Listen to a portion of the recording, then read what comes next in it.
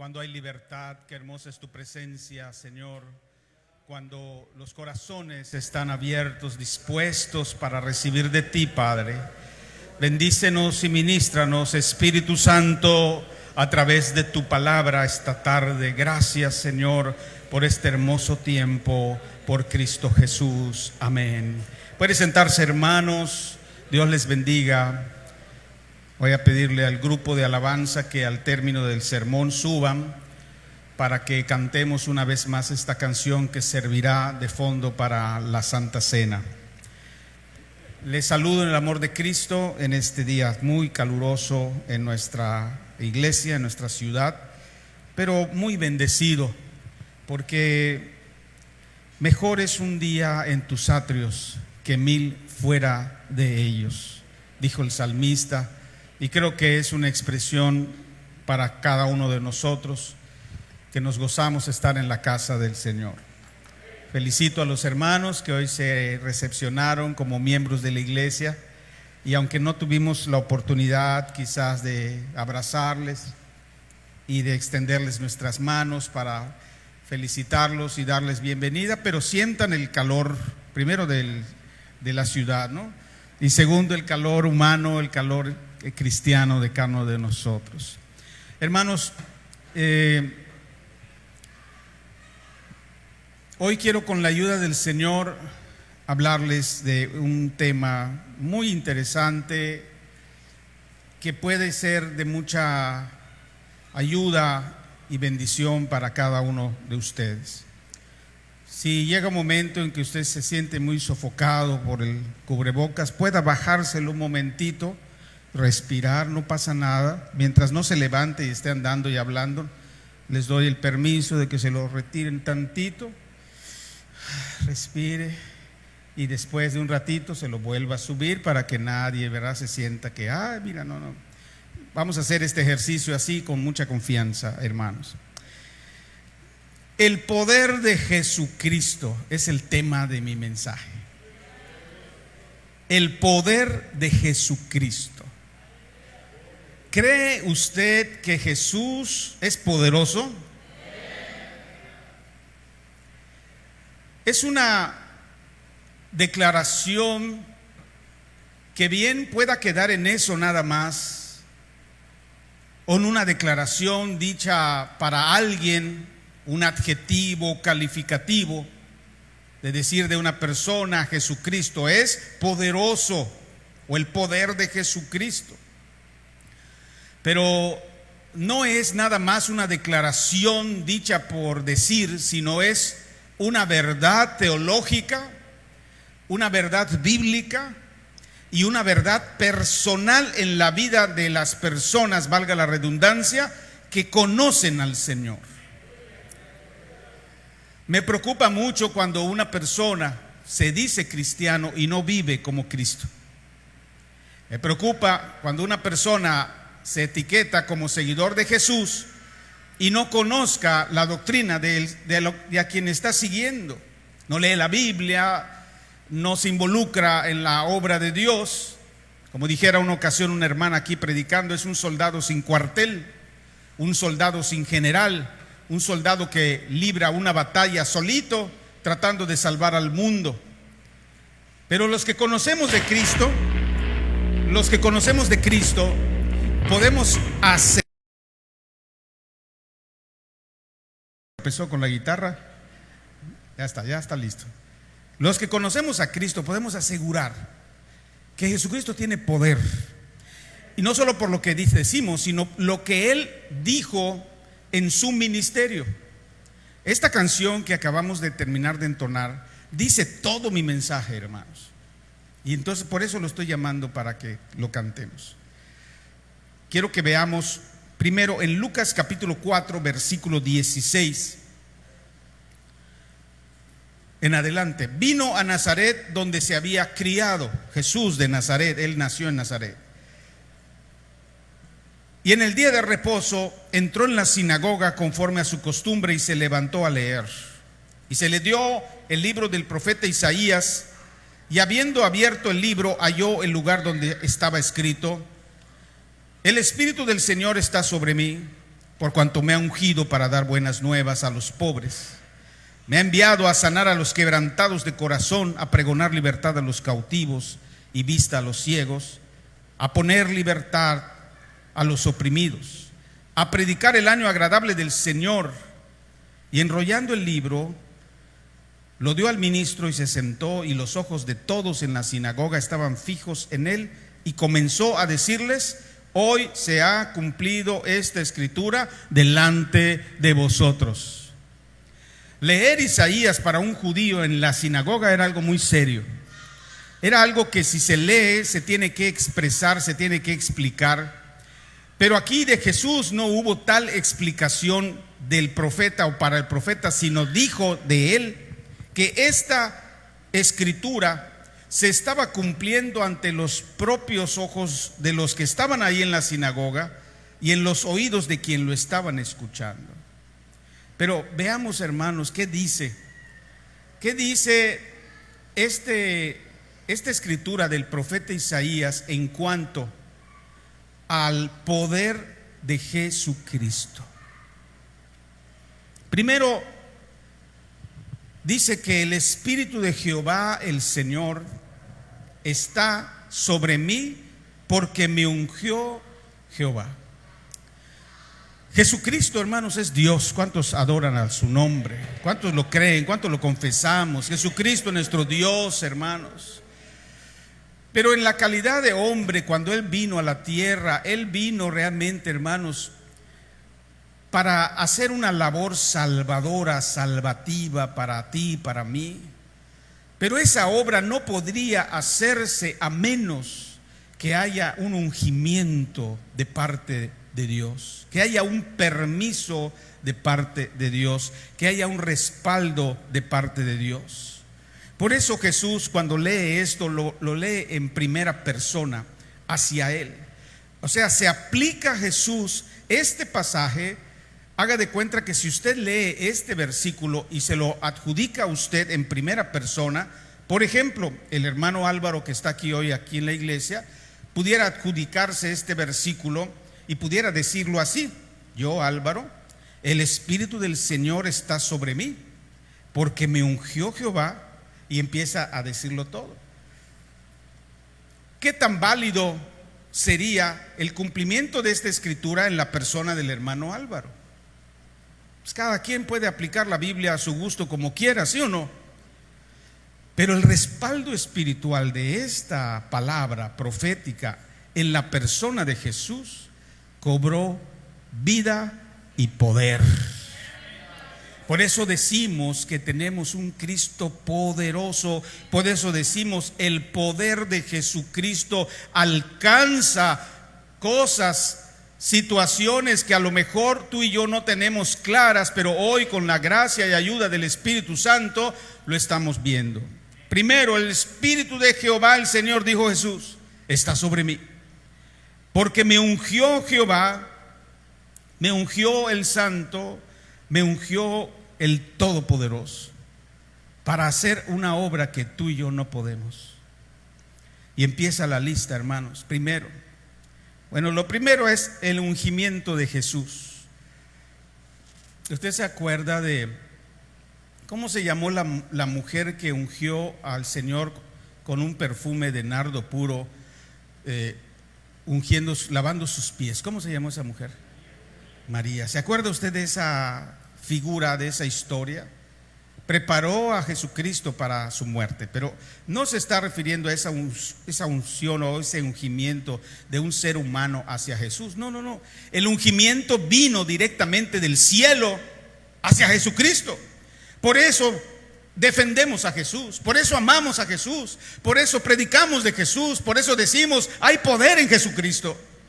Porque realmente el ungimiento vino de Dios directamente. Y luego empieza el ministerio, dice: me ha enviado a predicar buenas nuevas a los abatidos. Segundo, la predicación de Jesucristo tenía un propósito de liberación, tenía un propósito de anunciar un nuevo evangelio, o un evangelio nuevo, o un evangelio libertador. Y quiero decir aquí, hermanos, a voz en cuello, aunque no se me escuche, El Evangelio de Jesucristo cambia y transforma las vidas del ser humano. El Evangelio de Jesucristo es poder, lo dijo San Pablo, lo dijo el apóstol Pablo. El Evangelio es poder de Dios para salvación de los hombres. Así que, hermanos, si algo proclamamos de Cristo es que es un Cristo que trajo un evangelio que transforma y es poderoso en sí mismo. Hay muchas teologías, hay muchas ideologías hoy, pero ninguna se iguala o se pone a la par a las de Jesucristo. La doctrina de Cristo es hermosa. La doctrina de Cristo confronta, ¿no es cierto? La doctrina de Cristo nos ilustra el alma. La doctrina de Cristo nos pone el camino correcto. Si estás andando mal, la doctrina de Cristo te encamina por la senda correcta. Bendito sea su nombre. Me ha enviado a predicar buenas nuevas, el evangelio, a la gente abatida, a la gente desesperada, a la gente que no encuentra solución a sus problemas. Hermanos, prediquemos el evangelio de Jesucristo. Es un evangelio poderoso, no porque provenga perdón de ti hacia la gente, no, porque es un evangelio que bajó del cielo, porque es un evangelio enseñado por Jesucristo, el ungido de Jehová, porque es un evangelio que trae respuesta, regeneración, transformación a las vidas. Yo todavía, hermanos, a veces no nos dejamos de sorprender del poder del evangelio de Cristo. Como una persona que fue drogadicta, una persona que fue viviendo en la prostitución, en el homosexualismo, como una persona que estuvo lejos de Dios, cuando el evangelio de Jesucristo lo alcanza, su vida es cambiada, transformada. Eso lo hace el poder de Dios. Luego dice en un tercer punto: me ha enviado a vendar a los quebrantados de corazón. A los quebrantados de corazón, a vendarlos. ¿Cuáles cosas quebrantan el corazón de una persona, de un ser humano? La muerte de un hijo, la enfermedad de un familiar, el abandono de la pareja en la casa.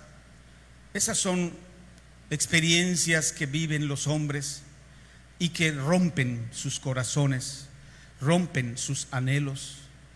Aquí hemos sufrido muchas personas de nuestra iglesia a lo largo de los años, no digo de ahora, de los años, muchos hermanos que han perdido a un ser amado, sea papá, sea mamá, y en ese inicio de esa pérdida se puede notar cómo el corazón se aflige, se rompe.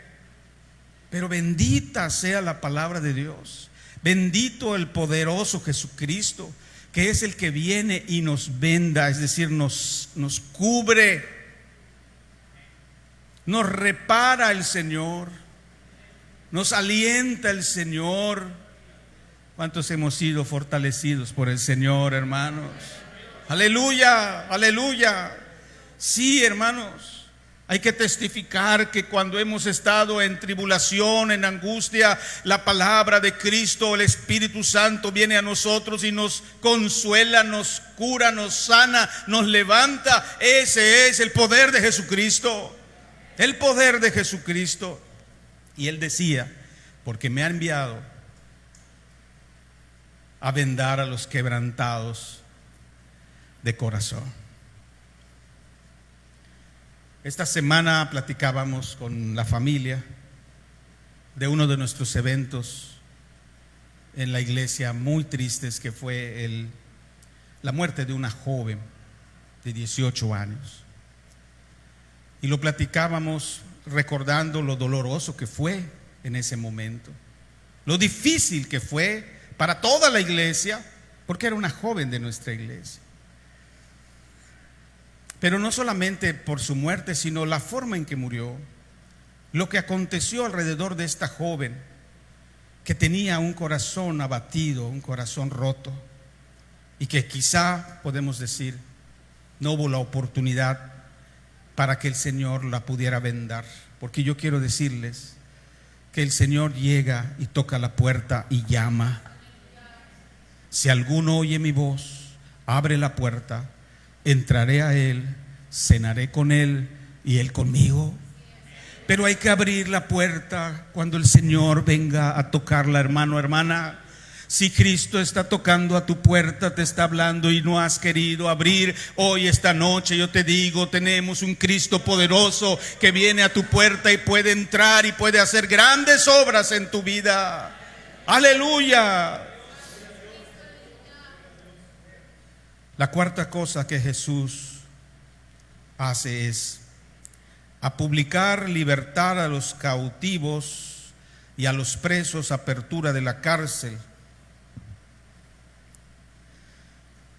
¿Cómo entiende usted ese pasaje?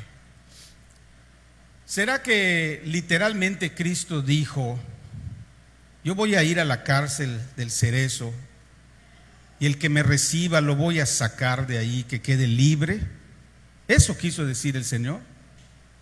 Los que crean que eso quiso decir el Señor, digan amén. ¿Verdad que no? Fue una figura que el Señor utilizó para dar a entender que aunque alguien esté prisionero por algo que hizo, puede ser libre internamente en su alma y en su corazón.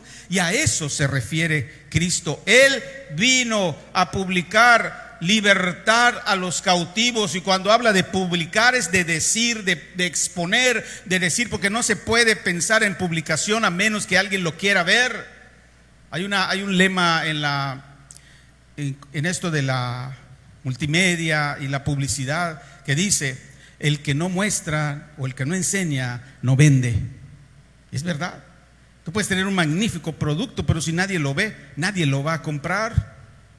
Tú haces los mejores tamales, pero si no lo publicas, si no lo presentas, dicen que el amor entra por el ojo. Pues yo digo que a veces sí. Porque qué tal cuando pasas por una lonchería y miras, no sé, ¿qué se te antoja ahorita? ¿Qué quieres cenar? ¿Qué vas a cenar? Unos panuchitos. ¿Qué se me antoja hoy? Pues todavía es temprano. Pero qué tal cuando pasas y miras unos tacos de carnitas bien preparados, bien presentados, con su lechuga, con sus salsas a un lado, o unos perros bien calientes, unos hot dogs bien asados, y que hasta el humo le sale. Por la vista nace el amor. Somos capaces de bajarnos y decir: yo quiero uno, aunque sea para probar. Jesucristo dice que vino a publicar libertad a los cautivos.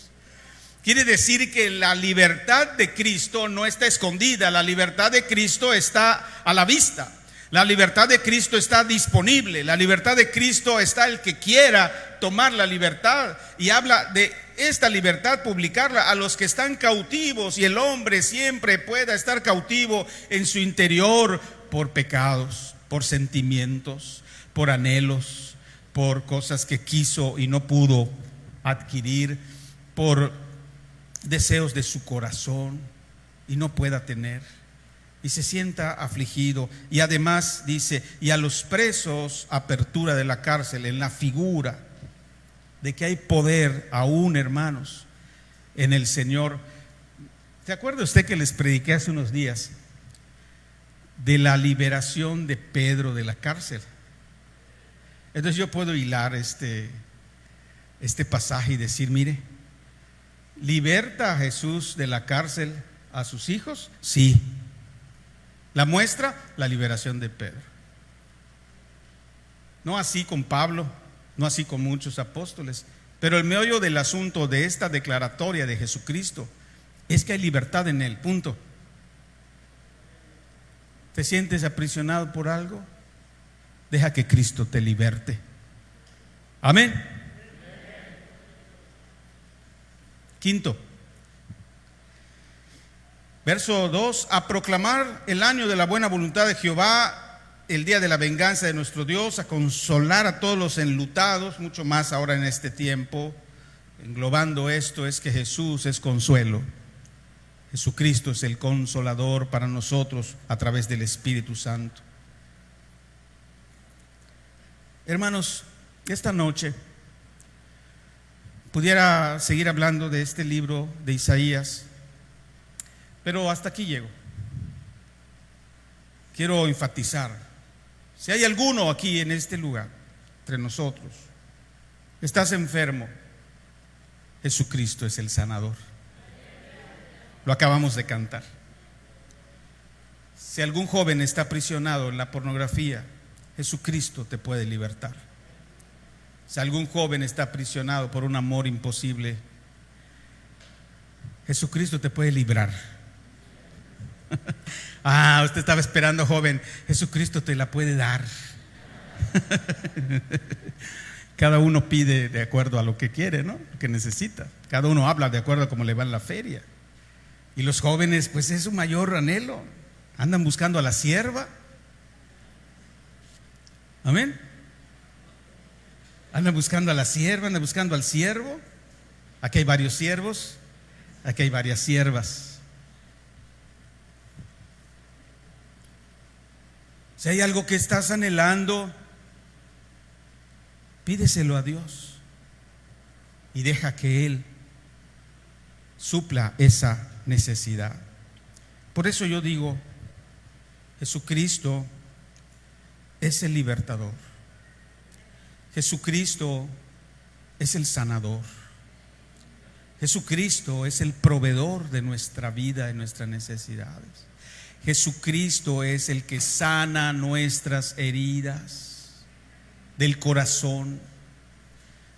Si el hombre, la mujer te ha fallado, refúgiate en Jesucristo, búscale, pégate a Él y verás que tu vida toma sentido al empezar a amar al que te amó primero, a Jesús.